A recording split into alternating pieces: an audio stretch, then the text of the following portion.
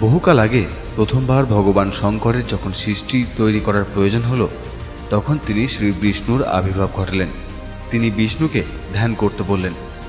নারায়ণ যখন ধ্যানে মগ্ন, তখন তার চারিদিকে সাগরের সৃষ্টি হলো। সেই সাগরে যেহেতু বিষ্ণু একাই কঠিন বস্তু, তাই তার নাভি থেকে পদ্ম ও পিতামহ ব্রহ্মার আবির্ভাব হলো। পিতামহ ব্রহ্মাও গভীর ধ্যানে মগ্ন হয়ে থাকলেন। এইভাবে কোটি কোটি বছর কেটে গেল।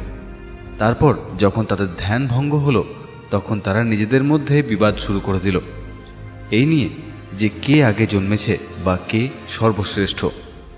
শেষে তাদের বিবাদ যুদ্ধ পর্যন্ত গড়িয়ে গেল। যেহেতু বিষ্ণু ও ব্রহ্মা সমান শক্তিশালী, তাই এই যুদ্ধ হাজার হাজার বছর ধরে চলতে থাকলো। ভগবান শিব যখন দেখলেন যে তাদের যুদ্ধ থামার কোনো সম্ভাবনা নেই, তখন তিনি একটি অনন্ত স্তম্ভরূপে বিষ্ণু ও ব্রহ্মার মাঝখানে আবির্ভূত হলেন। আর তখনই আকাশবাণী হলো যে তোমরা দুজনের মধ্যে এই স্তম্ভের আরম্ভ বা অন্ত যে খুঁজে পাবে, সেই সর্বশ্রেষ্ঠ বলে বিবেচিত হবে।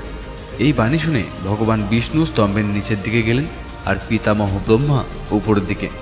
তারপর অনেক খুঁজেও বিষ্ণুদেব ওই স্তম্ভের অন্ত খুঁজে পেলেন না।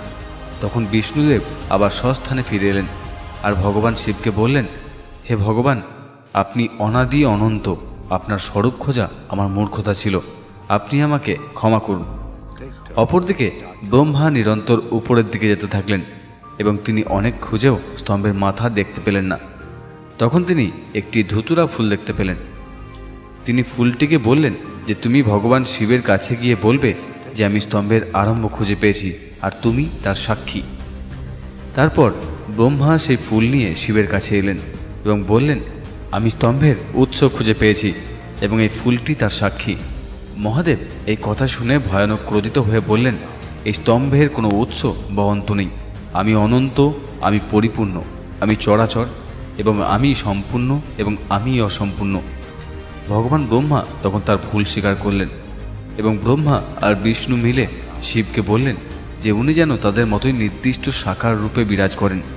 মহাদেব এই কথা মেনে নিয়ে সেই স্তম্ভ থেকে সাকার রূপে প্রকট হলেন, যেই রূপকে আমরা এখন পুজো করি।